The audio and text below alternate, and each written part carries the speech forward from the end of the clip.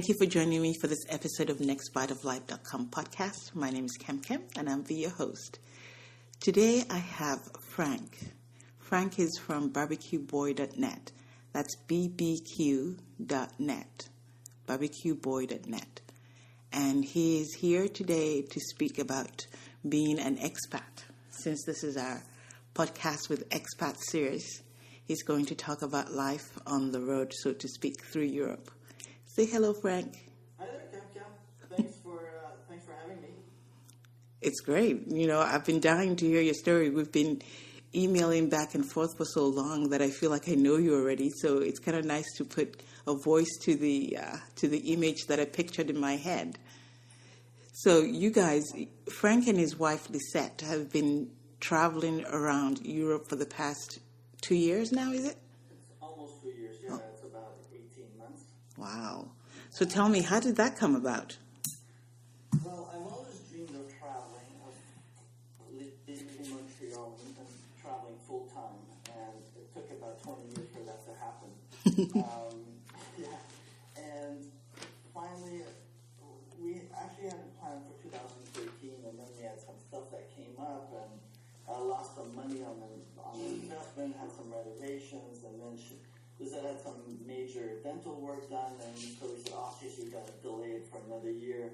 But we've been saving for a long time towards this, and I had bought a condo and renovated it with the purpose of renting it out one day. So everything was kind of planned towards one day leaving and traveling. So we finally got the opportunity to do that in 2014, and Lizette was able to keep her job, so that was great, and I was able to rent my condo, and so it's been almost 2 years. That's fantastic. I love the way you said, you saved up for a long time, because I think most people forget that part when they want to travel. The first thing on their mind is, I want to go somewhere. And the last thing is, well, how am I going to pay for it? So I like the fact that you said, hey, you've got to prepare for this and you've got to save up. Nothing comes easy, right? Well, the thing is, a lot of people say, oh, you're so lucky. I wish I could do that. Well, you've got 4 kids and you've got a house and 2 cars.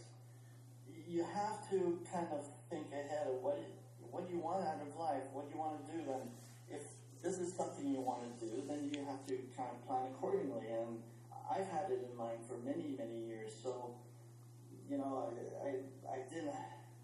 We had a few things that we had to take care of, but we didn't have to worry about a house in the suburbs or a couple cars, or we just planned for it. Yeah, it's not luck. There's a lot of hard work behind it. Exactly. I know you've been through the same thing. It's all planned. So yeah, it's not luck. So I've been curious, and I've always wondered, what is the origin of your blog name? I know there's a story behind that. There's a story behind that. I don't know if I want to get into it. So I just assume you like barbecue sauce. That's it. Okay. Yeah. So where are you guys currently now? We're in Padova, or the anglicized name is Padua in Italy, about 20 minutes out of Venice. Oh, wow. Nice. Yeah. How long have you been there? We've been here a week now. We've got another couple of weeks before going down to Croatia. It's our last stop in the Schengen.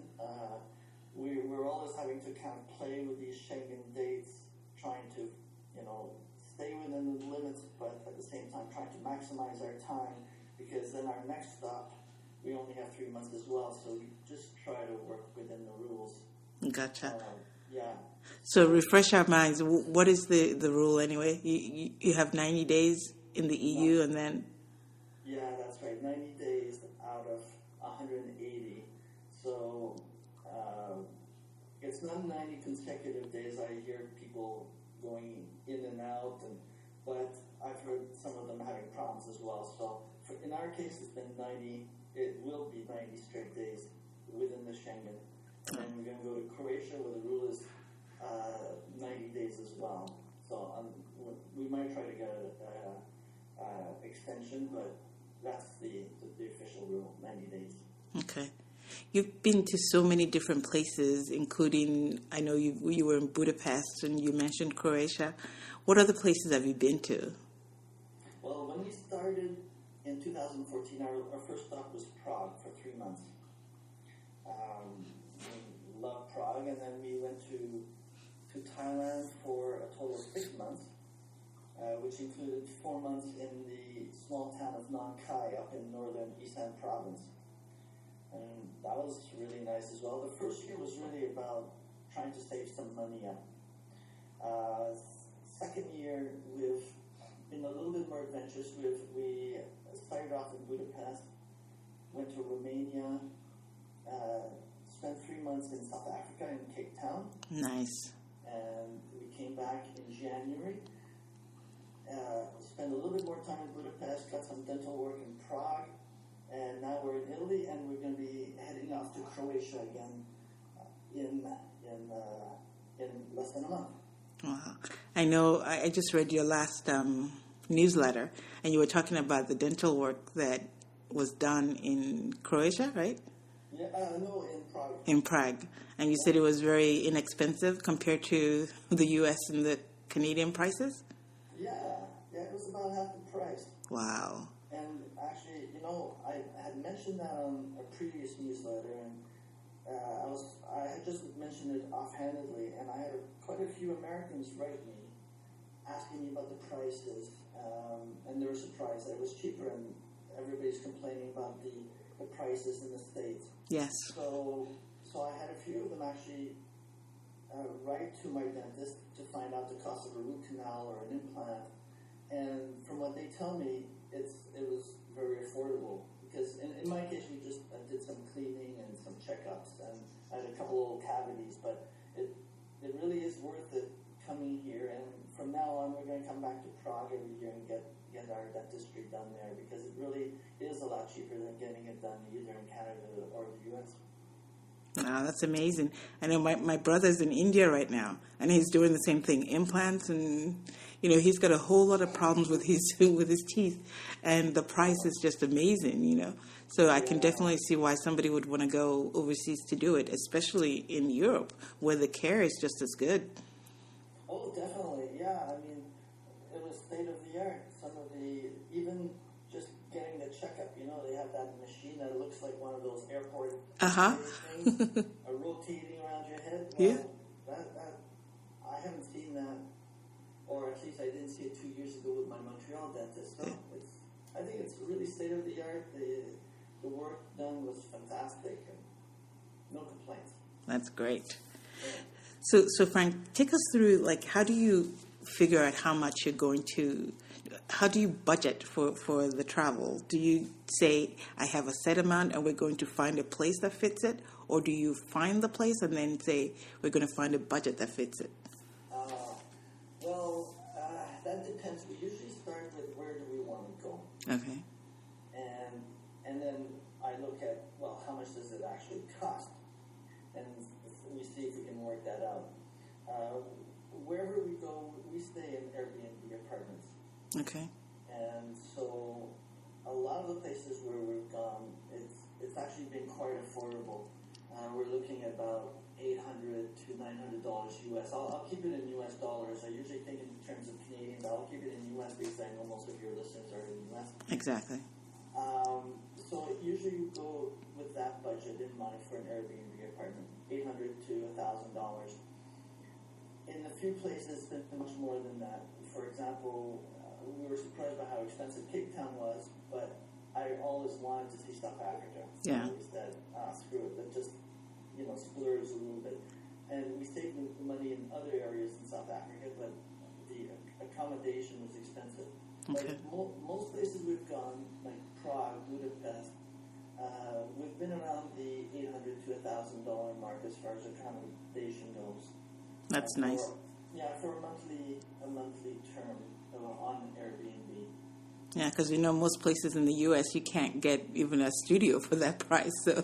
Oh yeah.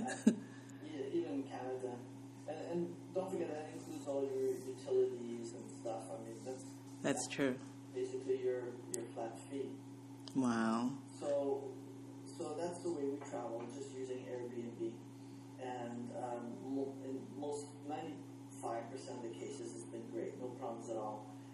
And then as far as groceries and everything, I usually have an idea of how much things are going to cost, and we'll adjust if something is more expensive in one place, and let's say we'll go to less restaurants or just eat in more, or stay off the alcohol. Or, we'll just compensate. Exactly. I usually have a general idea of how much things are going to cost before going there. That's great. Do you find that it's a slower pace of life as opposed to like the fast pace that's in Canada? Like the life you lead now, would you say was a slower pace of life and you're getting to enjoy things more? Oh, definitely, because Lissette is still working.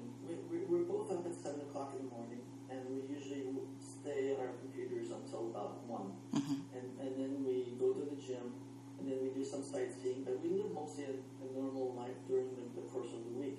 See, I think that's so important to actually get a feel for the place. You know, you just don't rush in and rush out and say, here are the top 10 places to see, and you're actually getting to know the place, getting to know the people and living like a local. This is what it's all about, really. Yeah, we actually feel that we're living somewhere as opposed to just traveling through. Yeah. Is it what you pictured? Like, this is what you pictured when you were in Canada? This is what you were hoping for? To some degree. We eventually want to travel a little bit more, and one day Lissette's going to stop working, and then maybe we'll do some more traveling. But looking at other people, and even for us, whenever we still go on vacation. I mean, we have our lifestyle here where we're slow traveling and staying somewhere for a month, but we're always taking let's say a week or two to go somewhere. And I don't think the fast-paced travel is for us. This is what we used to do in the old days before we started full-time traveling. It would be 2-3 weeks at a time. 2-3 days here, 2-3 days there, and you come back and you're burnt out. Yeah. You need vacation from a vacation. Exactly. And so it's a totally different pace.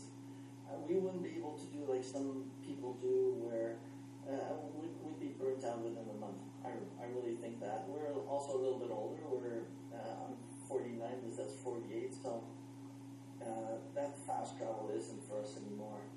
I know. I think, when you're in your 20s, you're like, oh, yeah, I have the energy. But now I'm like, you know what? I really want to get to know this place. I want to, eat my food and take 2 hours. I want to drink a glass of wine and just sit here and relax.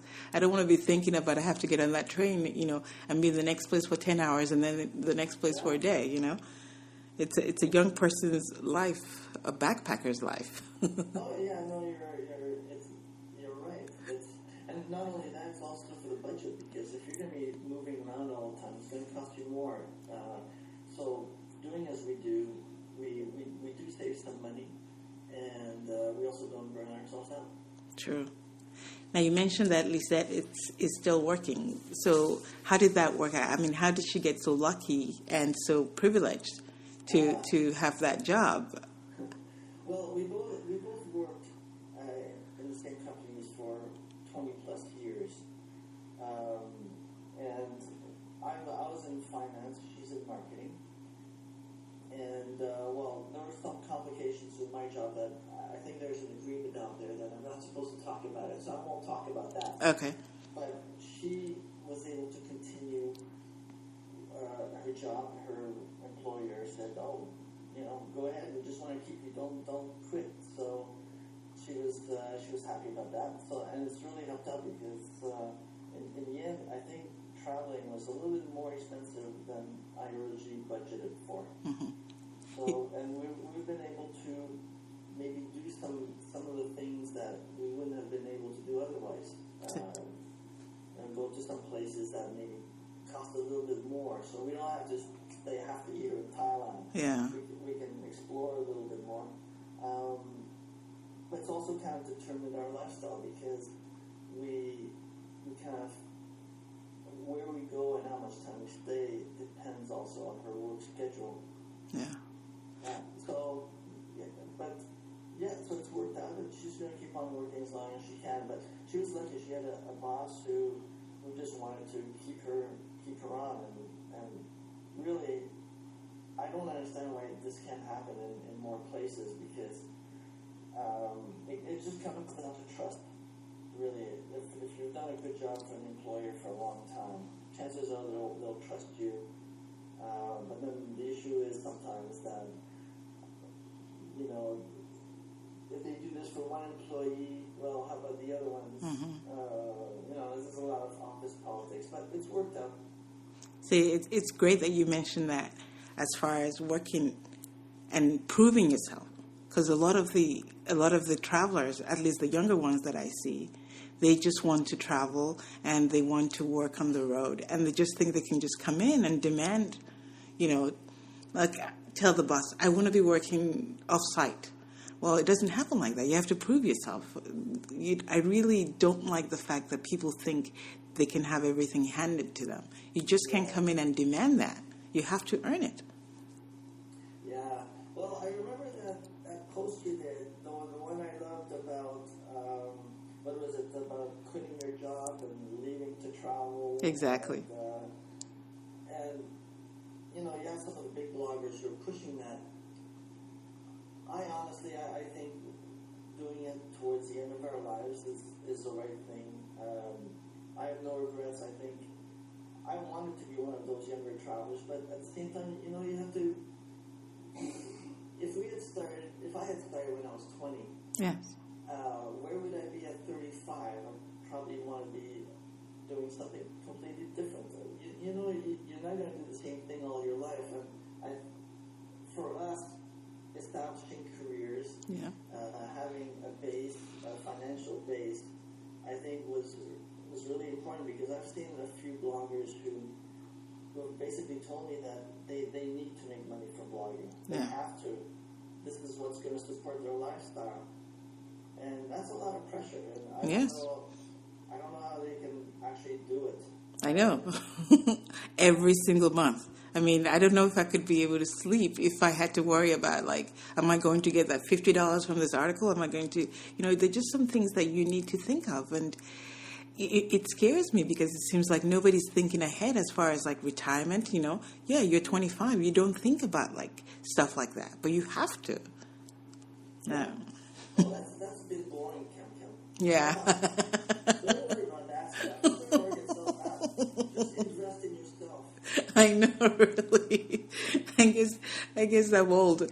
I saw, there was a blogger, just a few days ago, I was reading, she's 26 or something, and she had been gone for a year and 3 months traveling. So she came back, she's been sending out resumes. She cannot get hired. She says that as soon as they see that she has a gap of so many months, they don't want to hear it. They just don't call her. They tell her that they can't interview her. And she asked why. They said, we're sure you're going to take off again. So she was like, I don't know what to do. And she's 26. And I'm thinking to myself, oh, no, that's not nice. Because what's going to happen? She says, it's been 3 months. She's like, I'm desperate. I'll take anything. But she's like, I can't even get my foot in the door. And she was looking for advice. I'm like, that's pretty tough. I wish more people would think ahead. It's nice to go and, go all over the world and travel and do this and that. But you need to, get your ducks in a row before you start making all this kind of... Well, I've seen all these blog posts telling you that employers love it when you travel, and that, you can come back and add something to your resume. Yeah, I saw those too. But, when you go, when you dive in deeper, you see that it's just glossing over the fact that they're desperate. There's really so much bullshit out there. Yes, there is, unfortunately. Unfortunately. Oh, but what are you going to do? So do you see yourself doing this as this is it for you? Do you see yourself at some point saying, I'll get tired of it and we'll want to move back to Canada? I don't think we'll ever move back to Canada. Well, not in the foreseeable future. I think we might eventually want to have a base somewhere, probably somewhere in Europe. Mm-hmm. but I think we always want to continue traveling. To some degree, whether it's 9 months of the year or 6 months of the year, or maybe eventually less than that. Mm-hmm. But I think if there's one thing that we just sometimes do miss, it's having a base with our stuff. Yeah. But we love the travel aspect, so it's always trying to balance that out. So you know what I'm talking about. Yes. Do the same thing. Yeah. Yeah. So for now we're traveling, but we're also always keeping an eye. Every place we go, we're saying, is this a place that we could sell in one day? Could we see ourselves spending more time here? That's always something that's going to happen no matter where. We do that too. Yeah, I guess it's normal. Yeah. So, of all the countries that you've been in, and there's been a few of them in Europe, which one would you say was your, well, I know you have a couple. Which ones would you say were your absolute favorite that you could see yourself saying, hey, we could settle here? Probably Croatia would be the closest thing. So far, Croatia, we've been in a lot of big cities, but I think as far as actually settling somewhere, we would want to stay somewhere small to medium size, but with good transport hubs. One of the places we really enjoyed was Split. It has an airport. It's a small-sized city. It's by the coast. It's got mountains. I like doing adventure stuff. Yeah, I see. Check out their website, which is barbecueboy.net, and see all his adventures, jumping out of planes and hiking up these mountains. I jumped off a plane. No? What is that thing? I saw you come out of, what is this hike? What is that thing called? The one where you are tied to some... Paragliding. Okay. See, to me, you might as well be jumping out of a plane. Well, that's where you take a running start off a mountain and you just kind of glide over the city. Okay, that sounds even worse than jumping out of a plane. I don't know if I'd do that, actually. No? Jump out of a plane. Well, maybe one day. Only if the plane was going down. That would be the only reason you could see me jump out of a plane. I wouldn't do it voluntarily. But actually, Lissette, who doesn't really like adventure stuff, she did the most incredible thing on our vacation. She actually, when we were in South Africa, she bungeed off the third highest bungee jump in the world. Oh my goodness. The Blue Crans River Bridge. Wow. It's actually the highest bridge bungee jump in the world. And she did it like it was a piece of cake. Oh my goodness, you're turning her into a daredevil. Well, she doesn't do that kind of stuff, but she said, from now on, at least once a year, she's going to try to do one adventure activity. Good for her. Yeah. Good for her. So, let's see if you can do it. And my adventure will be like maybe eating some weird insect or something like that. I'll keep it calm. At least I can throw that up. I don't think I would do that. But that sounds great. I don't think I would have the guts to do bungee jump. I don't have that. So Split would be definitely the place that you would say, hey, I could see myself living here. At this point, yeah. But I like the idea of Spain as well. But let's see when we actually get to Spain. I mean, I've been there in the past, but we'll see. But yeah, I would say right now, for us, it would be Croatia. Oh. Yeah. I thought for sure you were going to say Prague. Prague's a place that I could always come back to. I don't know if I want to live there. Oh, I see. Yeah. That's great. So you think this is it, the travel life is for me. And so if you were to give an advice to somebody, like to wrap this up, if you were to give advice to somebody who was thinking of doing the same thing, wanting to travel and make it full-time, what would be your advice to them? Well, I would say, first of all, get your financial house in order. Make sure that you plan for this. If you've got a job, make sure that either you can do your job on the road, or that you have the financial resource to leave, or at least take a sabbatical. But at least don't just drop everything and go, because you never know what's going to happen in the future, and depending on your age as well. So it's not for everybody. Some people, after 6 months, they might not want to travel anymore, and they might want to go back, and I've seen that too. So I would say just keep as flexible as possible, and don't burn any bridges. Yeah, I like the no burning of bridges, because you really never know what might happen in the future. And I like the fact that you said, you want to have your financial house in order. And people do get tired of it. It may not be what you pictured. So maybe, think before you sell that house, think before you get rid of everything. Maybe do like you do, have a storage unit for a while, which is what we did too, just to make sure that this is the life that you want to live and this is what you want to do. Yeah, it's like dip your toes in the water kind of thing, and don't go full in, because and then give it a year or two and see how you feel about it. And there's so many different variations of travel. I mean, there's just like you, you're in one place most of the time. You have a base and dogs, and you're basically just living somewhere else. Right? Exactly. Yeah. Traveling at the same time, and then there's us that are staying in one place maybe a month or two at a time, and then there's other people who are traveling around, moving week to week or day to day. So there's everything in between. Yes. So just determining what you enjoy doing and what's best for you. Thank you so much for being here today. I really enjoyed the interview.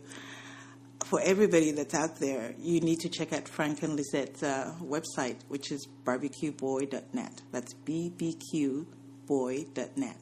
He's got amazing pictures from all over Europe, from all their travels, and you can see what him and Lissette are up to by checking out the site. Also check out the pictures that go along with this podcast, which will be on nextbiteoflife.com. Once again, Frank, thank you so much for joining us. Oh, it was a pleasure, Cam. Thank you for having me. Maybe we can do this at some other point after you've maybe settled in one place or something. When you become an old fogey, we can revisit this. Sounds good. Okay, great. Thank you so much, Frank. It's been lovely talking to you. Thank you, Cam. Nice talking to you. Once again, thank you so much for joining me at nextbiteoflife.com podcast. Bye. Bye.